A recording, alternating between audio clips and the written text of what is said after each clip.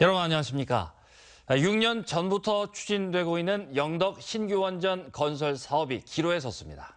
이희진 영덕 군수가 정밀 지질 조사 없이는 원전 건설 추진을 중단하겠다고 선언했습니다. 김기영 기자가 보도합니다. 이희진 영덕 군수는 기자회견을 열어 신규 원전 예정 지역에 대한 조속한 지질 조사를 정부에 촉구하고 결과가 나오기 전까지는 천지원전 건설 추진을 중단하기로 했습니다. 오늘부터 정부 건의와 동시에 모든 원전에 대한 업무를 중단할 것입니다. 또 양산 단층이 활동성 단층인지 여부를 투명하게 공개하라고 요구했습니다. 6년 전 주민들의 의사도 묻지 않고 추진한 원전 유치를 간접적으로 비판한 뒤 지질조사 결과가 나오면 주민투표 등을 통해 결정하겠다고 밝혔습니다. 지질조사 결과가 투명하게 공개되면 원전 신청 당시와는 다르게 반드시 다양한 방법으로 국민의 의견을 묻고 그 뜻에 따라 절차를 밟아 나갈 것입니다. 형식적으로는 영덕발전소통위원회의 건의를 받아들인 것이지만 속내는 9월 12일 경주 지진 이후 원전 반대 여론이 급격히 늘었기 때문입니다. 도로와 상수도 등 편의시설 투자를 미뤘던 원전 예정 지역에 대해서는 주민 불편이 없도록 방법을 찾겠다고 말했습니다. 지금 성리 주민들의 어려움은 어떤 형태든지 간에 강구돼야 된다고 생각을 하기 때문에 기자회견에는 군의원과 도의원들도 참석해 원전 사업 추진을 잠정 중단하라는 주민들의 의사를 대변했습니다.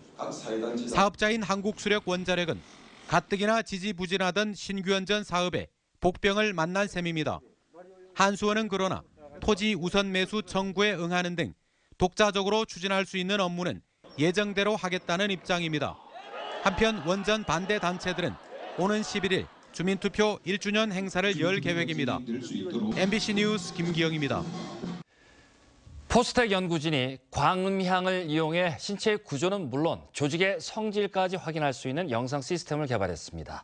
흑백으로만 보던 초음파 영상에 레이저를 더한 것인데 다양한 임상 연구에 활용될 것으로 보입니다. 박상환 기자가 보도합니다. 환자의 손과 손목 등을 영상 장비를 통해 검사하고 있습니다. 흑백으로 신체 부위의 형태만 볼 수 있는 기존 초음파 장비와 달리 빨간색의 핏줄까지 선명하게 보입니다.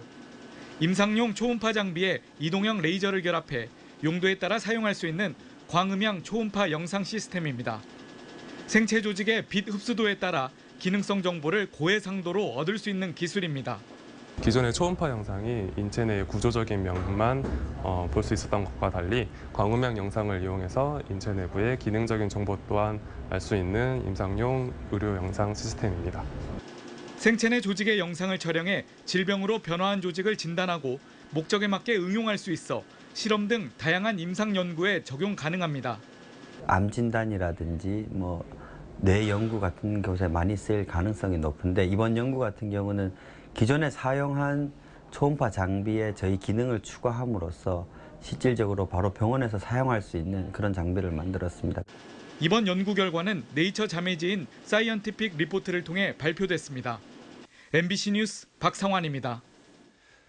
한찬건 포스건설 대표이사는 오늘 이강덕 포항시장을 만나 포항 본사를 인천 송도로 이전하는 일은 없다고 밝혔습니다. 또 현재 진행 중인 1차 희망퇴직 접수가 이번 주까지 끝나면 인위적인 구조조정 계획은 없으며 향후 포항시 포스코와 함께 상생 발전을 위해 상호 협력할 것이라고 강조했습니다. 입시철이 돌아왔습니다. 대학 입시가 복잡해지면서 요즘은 무엇보다 학부모가 입시 제도를 제대로 아는 것이 중요해졌는데요. 이규설 기자가 진학지도 전문가로부터 입시 전략을 들어봤습니다. 지역보다는 서울에서 더 유명세를 타고 있는 대학 진학 전문가 전동구 교사를 만났습니다. 전 교사가 가장 강조한 부분은 최상위권 대학의 선발 요강 변화입니다. 서울 최상위 6개 대학의 경우 2018년 수시학생부 종합전형 선발 비중이 50.5%로 늘어나 올해 고3 학생에 해당되는 2017년 입시보다 10.4%나 증가하게 됩니다. 학생부 종합전형이 미래 인재에 더 부합한다는 대학의 생각과 일맥상통하는 면이 있습니다. 이렇게 수시학생부 종합전형 비중이 갈수록 높아지고 있지만 구체적으로 무엇을 어떻게 준비해야 하는지 잘 모르는 경우가 많습니다. 학생기록부 준비의 핵심 포인트는 나는 지적 호기심이 있고 스스로 공부할 수 있는 학생이다라는 사실을 학생부를 통해 드러내는 것입니다. 학생들은 지적 호기심을 가지고 자기 주도성을 겸비해서 자기가 흥미있는 과목을 스스로 찾아서 공부한 흔적을 남기려고 노력해야 됩니다.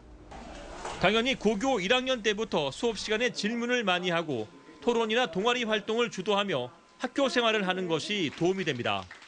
또 수시에서는 대통령 표창보다 학교장 표창이 훨씬 낫다는 말이 있듯이 학생기록부에는 외부 수상 경력은 일절 적을 수 없기 때문에 교내 활동에 집중하는 것이 중요합니다. MBC 뉴스 이규설입니다. 지속적인 구조조정에 나선 국내 주요 철강사들의 부채 비율이 개선되고 있습니다. 포스코의 경우 연결기준 부채 비율은 지난해 3분기 84.9%에서 올해 3분기 70.4%까지 낮아졌고 현대제철은 지속적인 차입금 상환으로 연결기준 지난해 3분기 109.5%에 이르던 부채 비율을 올 3분기 88.9%까지 낮추는 데 성공했습니다. 동국제강의 부채 비율도 지난 2013년 179.5%에서 올 3분기 134.5%로 낮아졌고 현금과 현금성 자산 3,462억 원을 확보했습니다. 포항시 구룡포읍과 장기면이 한국에너지공단에서 주관하는 신재생 에너지 융복합 지원 공모 사업에 선정됐습니다. 포항시는 내년부터 20억 원을 투입해 두 지역 주택과 공공건물 등 73곳에 에너지 융복합 단지를 조성합니다. 신재생 에너지 융복합 지원 사업은 태양광과 태양열, 지열, 풍력 등 신재생 에너지원 2개 이상을 함께 이용해 특정 건물에 전기와 열을 공급하는 사업으로 지난해 흥해읍에 조성됐습니다. 경주시와 경주농협이 지역 농산물 판로 확대에 생산 농가의 물류비 절감을 위해 농산물 공판장을 준공했습니다. 경주농협 농산물 공판장은 30억 원을 들인 2,300여 제곱미터 규모의 현대식 건물로 경주 지역 농산물 유통 거점으로서 농업인들에게 큰 도움이 될 것으로 기대됩니다. 경상북도의회는 오늘 제289회 제2차 정례회를 개회하고 다음 달 21일까지 45일간 행정사무감사와 내년도 예산안 심의 도정 질문 등의 의정 활동을 합니다. 도의회는 내일부터 오는 21일까지 행정사무감사를 하고 오는 22일부터 30일까지 올해 추경 예산안을 심사해 처리합니다. 또 오는 30일과 12월 1일은 도지사와 교육감으로부터 2017년도 예산안에 대한 시정 연설을 듣고 6명의 의원이 도정 질문을 합니다.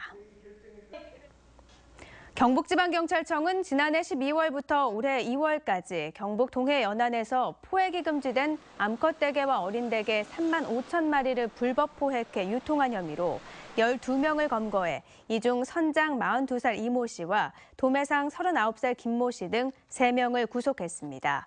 수사 결과 도매상들은 암컷대게는 한 마리당 800원, 어린대게는 1,500원에 구입한 후 2배가 넘는 시세 차익을 남기고 택배 등을 통해 전국으로 유통시킨 것으로 밝혀졌습니다.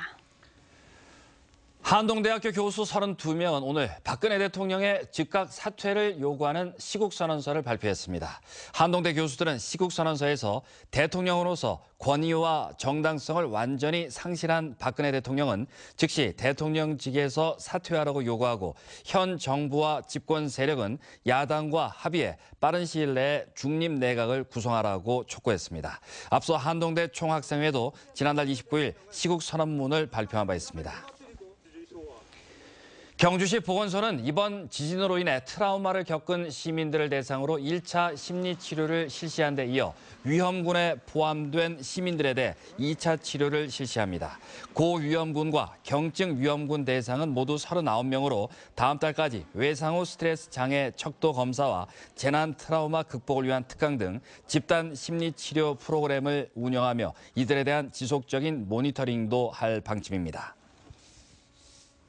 겨울의 첫 번째 절기 입동인 오늘, 추위는 없었는데요. 오늘 밤부터 내일 아침까지 내리는 비가 다시 반짝 추위를 몰고 오겠습니다. 송예림 기상캐스터입니다. 네, 오늘은 절기 입동이었습니다. 겨울 추위는 없었는데요. 한낮에도 두꺼운 외투는 필요하지 않을 정도였습니다.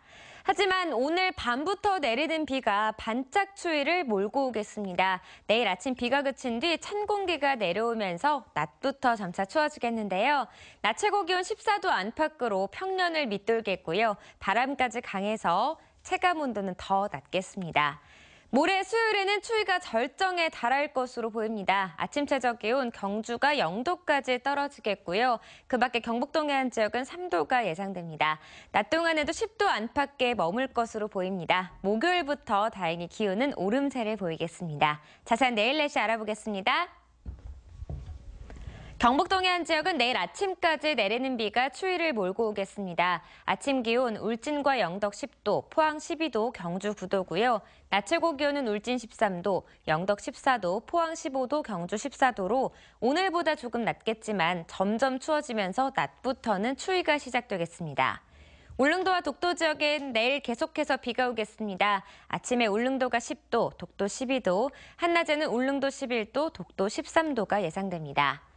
내일 오전 동해상에는 비가 내리겠고요. 바다의 물결도 최고 4m까지 일면서 풍랑특보가 발효되겠습니다. 네, 비가 그친 뒤 대체로 구름만 많은 날씨가 이어지겠고요. 목요일부터는 기온이 오름세에 접어들겠습니다. 날씨였습니다. 포스코건설이 사우디아라비아 국부펀드 PIF와 함께 1조 원 규모의 호텔 건립 사업을 수주했습니다. 이 사업은 지상 20층 5개 동 3,070실 규모의 4성급 호텔을 짓는 프로젝트로 오는 2019년 2월 준공될 예정입니다. 포스코건설은 올해 1월 사우디 현지 합작법인인 팩사를 설립했고 이번 수주를 계기로 중동 지역에서 연속적인 사업 참여 기회를 만들겠다고 밝혔습니다. 이상으로 포항 MBC 뉴스데스크를 마치겠습니다. 여러분 고맙습니다.